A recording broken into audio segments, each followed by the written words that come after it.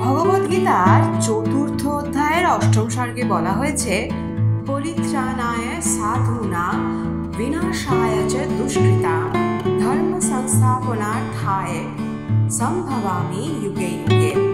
অর্থাৎ ভগবান শ্রীকৃষ্ণ বলেন, যখন যখন ধর্মে গ্লানি ও অধর্মে অভ্যুত্থান হয় তখনই আমি সৃষ্ট দেহবৎ আত্মপ্রকাশ করি, অর্থাৎ আবির্ভূত হই। গীতার এই বাণীর আধারে তৈরি নাগ অশ্বিনের মেগা সায়েন্স ফিকশন প্রজেক্ট কালকি 2898 AD। প্রথমবার ছবিতে এক ফ্রেমে দেখা গেল দীপিকা পাডুকোন এবং প্রভাসকে।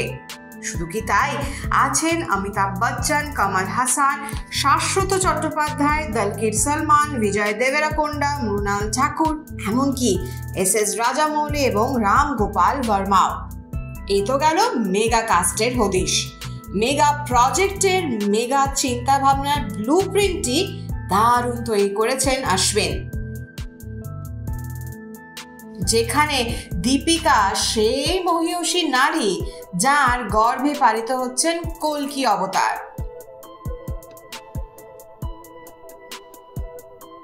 অমিতাভ বচ্চন অমর অশ্বত্থামার ভূমিকায় অনবদ্য, কিন্তু প্রভাসকে গ্র্যান্ড স্কেলে প্রেজেন্ট করতে গিয়ে খানিক খেই হারিয়ে ফেলেছেন নাগ অশ্বিন। তাই ছবি দেখতে দেখতে মাঝে মধ্যে আপনিও গোলক ধাঁধায় হারিয়ে যেতে পারেন।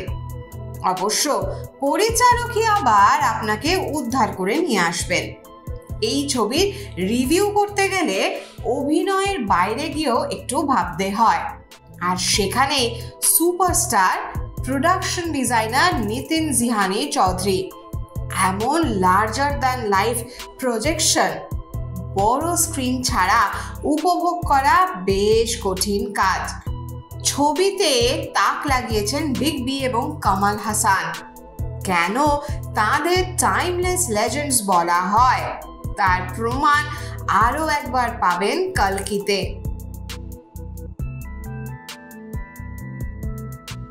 দীপিকা পাডুকোন সংযত এবং পরিণত তার অভিনয়। আপনি যদি পৌরাণিক কাহিনীতে বুঁদ হয়ে থাকতে ভালোবাসেন, এমনই অ্যাকশন প্যাকড হাই অকটেন ছবির পোকা হন, তাহলে কালকি আপনাকে নিরাশ করবে না। মহাভারতের এবং গীতার অংশকে যে এভাবে সাই-ফাই ছবিতে মিলিয়ে দেওয়া যায় তা প্রমাণ করে তাক লাগিয়ে দিলেন নাগ অশ্বিন। এমন ভিজুয়াল এক্সপিরিয়েন্স সচরাচর তো পাওয়া যায় না, তাই একবার অন্তত সিলভার স্ক্রিনে এই ছবি দেখতে পারেন। আর হ্যাঁ, দেখে অবশ্যই জানাবেন কেমন লাগলো। কোথায়? এই যে নিচের কমেন্ট বক্সে। এই সময় ডিজিটাল।